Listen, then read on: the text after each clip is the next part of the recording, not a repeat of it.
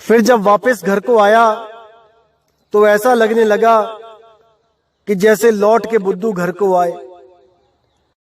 फिर वही दौड़ धूप शुरू, क्या किया जाए, कैसे किया जाए, नाम कैसे लिया जाए। दोबारा से फिर से वही काम किया, लंबी दाढ़ी बढ़ाई, आंखों को साइड से दबा दबा के झुर्रियां डाली और पहुंच गया नाम लेने। इस बार 2 साल और बीत गए थे, इसलिए थोड़ा उम्र में और बड़ा लगने लग गया था। 25 का नहीं लगता था, लेकिन हां, अगर कोई ज्यादा ध्यान ना दे तो दाढ़ी की वजह से और आंखों के पास जो झुर्रियां डाली थी उसकी वजह से 25 साल का कोई बोल सकता था, अगर ज्यादा ध्यान ना दे तो वो भी कंफ्यूज हो गए कि देखने में लग भी नहीं रहा है 25 साल का और हो भी सकता है, तो क्या किया जाए। तो उन्होंने मुझसे सर्टिफिकेट मांगे, कुछ ऐसा प्रूफ मांगा जिससे मेरी उम्र का पता चले। जब मैं वहां लाइन में खड़ा हुआ नामदान लेने के लिए, ये तब की बात है। तो मैंने उनसे साफ बोला कि मैं पढ़ा लिखा नहीं हूं और मैं जीविका के लिए, रोजगार के लिए बकरियां चराता हूं लोगों की। तब उन्होंने खुद से बड़े उनके जो सेवादार ऑफिसर थे उनको बुलाया और मेरी सारी कहानी बताई कि मेरी और इनकी क्या क्या बात हुई। उस बंदे को भी यकीन नहीं आया कि मैं 25 साल का हूं, तो उसने मुझे बाहर निकालने के लिए कुछ ऐसे सवाल पूछने शुरू कर दिए आध्यात्मिक, जिसका उसको लगता था कि इसका उत्तर इसके पास नहीं होगा। जब उन्होंने सवाल जवाब शुरू किए, अपने जानने में उन्होंने ऐसे सवाल पूछने शुरू किए कि जिसका उत्तर एक आम आदमी दे ही नहीं सकता। लेकिन जब मैंने उनके सारे उत्तरों का ऐसा जवाब दिया कि वो भी हैरान हो गया कि भाई इसको मैं निकालूं तो किस बेस पे निकालूं। तब हार के उसने वहीं पे बोला कि इसकी उम्र छोड़ो, ये बहुत पुराना जीव है मालिक का, इसको नाम मिलना ही चाहिए। उस वक्त मेरी खुशी की जो सीमा थी उसका मैं बयान नहीं कर सकता। ऐसा लग रहा था मैंने इस दुनिया को जीत लिया, मैं इस दुनिया का राजा हूं, मेरे चरणों में पड़ी है सारी दुनिया की खुशियां और इस खुशी के लिए मैं उन सारी खुशियों को त्याग सकता हूं। इतना बड़ा दिल मेरा उस वक्त हो गया था, इतना मैंने शुक्राना किया परमात्मा का कि शुक्र है वो नाम अब मुझे मिलने जा रहा है जो बंदी छोड़ सतगुरु कबीर साहब ने धर्मदास जी को दिया, रानी इंदुमती जी को दिया, खेवसरी को दिया, सुपच सुदर्शन जी को दिया, जो गरीबदास जी महाराज को दिया, जो दादू जी को दिया, जो पलटू महाराज को दिया, जो नानक साहिब को दिया, जो दरिया साहिब को दिया, और किस किस का नाम बताऊं। सब संतों को जो बख्शिश हुई वही बख्शिश आज मुझे होने जा रही थी। तो वहां से मैंने नामदान की पर्ची ली और एक एक पल जब तक नाम नहीं मिला उस मालिक का शुक्राना किया, रो रो के उसकी बंदगी करी, उसको याद किया। मेरे पूरे खानदान को नहीं पता लगने दिया मैंने, यहां तक कि अपने घर में भी किसी को नहीं पता लगने दिया कि मैं नामदान लेने जा रहा हूं और मुझे नामदान की पर्ची मिल गई है। पूर्णतया गुप्त रखा इस चीज को। फिर वो दिन आया जब मुझे नामदान मिला, मुझे 5 नाम दिए गए जपने के लिए और कान बंद करके उस अनहद नाद को, उन 5 धुनों को सुनने का ज्ञान दिया गया। शुरू में मैंने जब भजन करना शुरू किया तब ही मुझे शंका होने लगी कि ये जो नाम मिला है, ये जो विधि मुझे मिली है, जाने क्यों ये सही नहीं लग रही। क्योंकि अनुराग सागर में कई जगह साहिब ने जिक्र किया कि ये सहज साधना है, इसमें शरीर को कोई कष्ट नहीं होता है। लेकिन जब कानों में उंगलियां दे दे के 1-1 घंटा हाथों की बस हो जाती थी, खून का सर्कुलेशन रुक जाता था, तो इतना दर्द होता था कि मैं सोच में पड़ जाता था कि ये क्या कर रहा हूं मैं, कि परमात्मा को पाने में इतना दर्द, नहीं, कुछ ना कुछ तो गड़बड़ है। लेकिन आगे का रास्ता ना पता होने के कारण इसी को करते रहे, समय बीतता गया। फार्मेसी तो की हुई थी, नौकरी भी शुरू कर दी, लुधियाना में करी, फिर होशियारपुर में करी, फार्मा मार्केटिंग में मेडिकल रिप्रेजेंटेटिव की जॉब करी। वहां से करते करते चंडीगढ़ ट्रांसफर हुई, चंडीगढ़ गया, वहां पर भी वही साधना, 5 नाम और कान बंद करना, उस धुन को सुनना और जॉब दोनों ही चलती रही। कुछ दिनों के बाद जब मोहाली में वर्किंग कर रहा था, तब मोहाली 6 फेस में एक डॉक्टर भगत, उनके पास मेरी कॉल थी।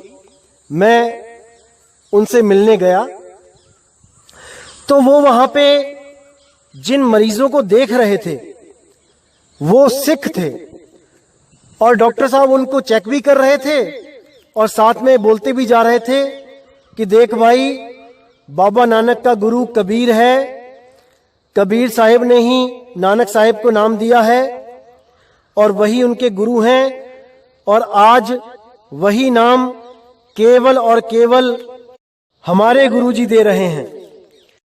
तो ये बात सुनकर मैं वहीं रुका और डॉक्टर साहब के फ्री होने का इंतजार करने लगा। जब सब पेशेंट उन्होंने चेक कर लिए, तब मैं केबिन में गया और मैंने डॉक्टर साहब से पूछा, मैंने कहा सर आप किस गुरु की बात कर रहे हो, क्या मैं जान सकता हूं कि आपका गुरु कौन है? क्योंकि कबीर साहब नानक जी के गुरु हैं, ये मैंने भी सुना है, ये मैंने भी पढ़ा है, लेकिन वो नाम क्या है इसके बारे में मुझे जानकारी चाहिए। आप मुझे बताइए कि कौन है आपके गुरु, क्योंकि मैं भी गुरु धारण कर चुका हूं, मैं भी आगे कुछ जानना चाहता हूं।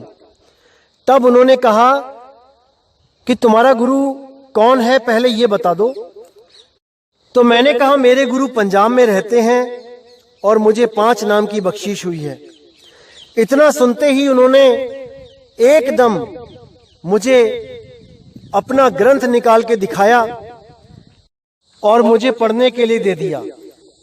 जब मैं उसको लेके घर गया और मैंने जैसे ही उसको खोला, तो जिस वाणी पे मेरी पहली नजर पड़ी वो वाणी थी, सोई गुरु पूरा कहाए, 2 अक्षर का भेद बताए, एक छुड़ाए एक लखाए, तब प्राणी निज घर को जाए।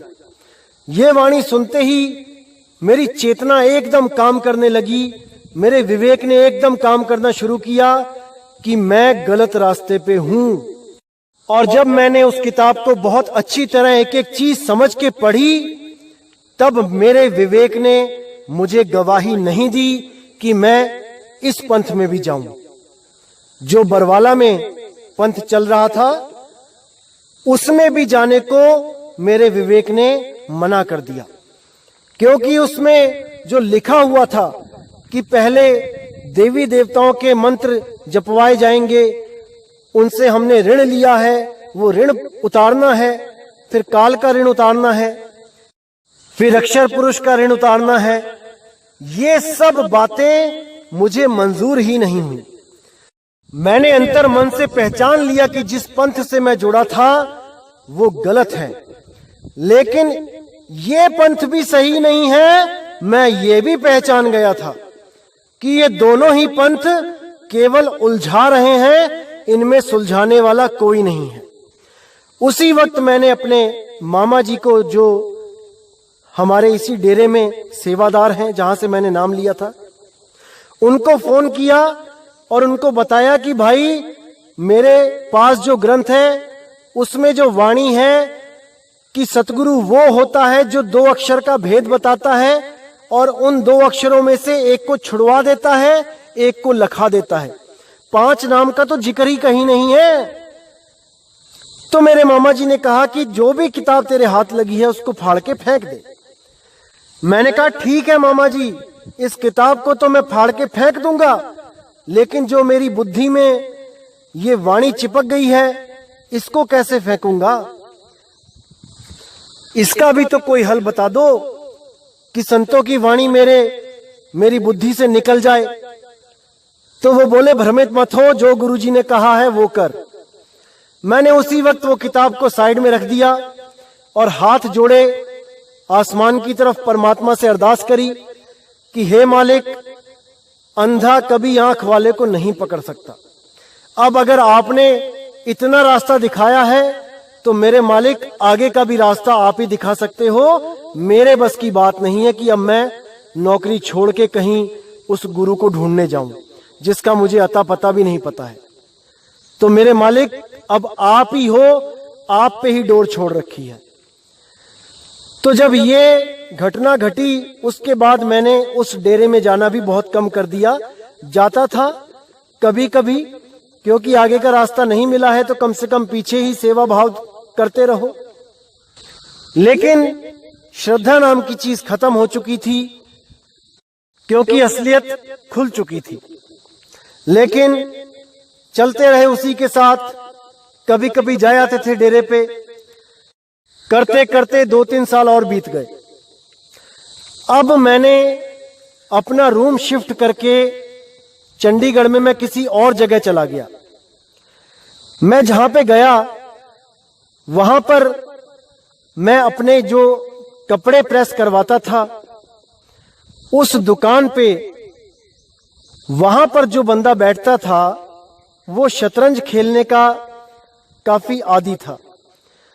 वो और उसका एक मित्र हमेशा ही शतरंज खेलते दिखाई देते थे और मैं भी शतरंज का बहुत शौकीन था, इसलिए कपड़े प्रेस तो कराने जाता ही था। इसी बहाने बैठ के 2-4 शतरंज की बाजियां भी खेल लेते थे, टाइम पास हो जाता था। उस भाई की दुकान में भी अंदर दिल्ली वाले राधा स्वामी बाबा जी की फोटो लगी थी। तो इतना तो मुझे पता था कि ये भी सत्संगी है, लेकिन कभी इस बारे में कभी कोई जिक्र नहीं हुआ। केवल कपड़े देते हुए और कपड़े वापस लेते हुए राधा स्वामी कह के चले जाते थे। तो एक दिन मुझे छुट्टी थी, मैंने जॉब पे नहीं जाना था, तो मैं उस दिन उनकी दुकान पे गया तो वहां शतरंज ही खेल रहे थे। तो मैं भी वहां बैठ गया और बैठे बैठे खेलते खेलते खेलते बहुत लंबी बाजियां चली गई।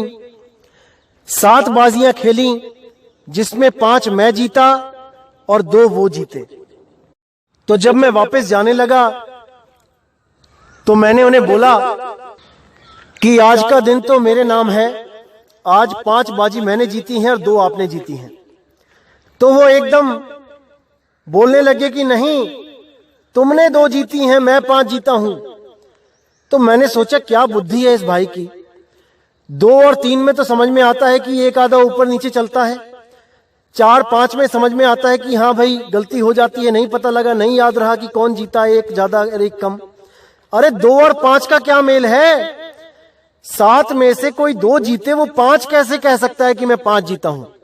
तो मैंने सोचा पता नहीं क्या बंदा है, कैसा इसका दिमाग है, कैसे ये बोल सकता है ऐसी बात, जबकि 5 मैं जीता हूं। तो उस भाई ने क्या बोला कि राधा स्वामी तो होंदे ही झूठे है। अब जब इतनी बात उसने बोली तो मैंने उसको बोला कि भाई आप भी तो राधा स्वामी हो, आपने भी तो राधा स्वामी की फोटो लगा रखी है अंदर, तो यानी आप भी झूठे हुए।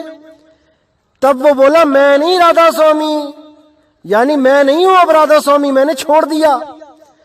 तो मैंने उनको बोला भैया छोड़ क्यों दिया, क्या कमी थी गुरु में? तब उसने बोला कि ये 2 अक्षरों के भेद को नहीं जानते हैं, ये 5 नाम देते हैं। जब उस भाई ने ये बात बोली तो मेरा दिल कैसे धड़का वो मुझे पता है। उसी वक्त मेरे दिल को ये एहसास हुआ कि बंदी छोड़, 5 मैं जीता नहीं, 5 मैं हार गया, और 2 मैं हारा नहीं, 2 मैं जीत गया।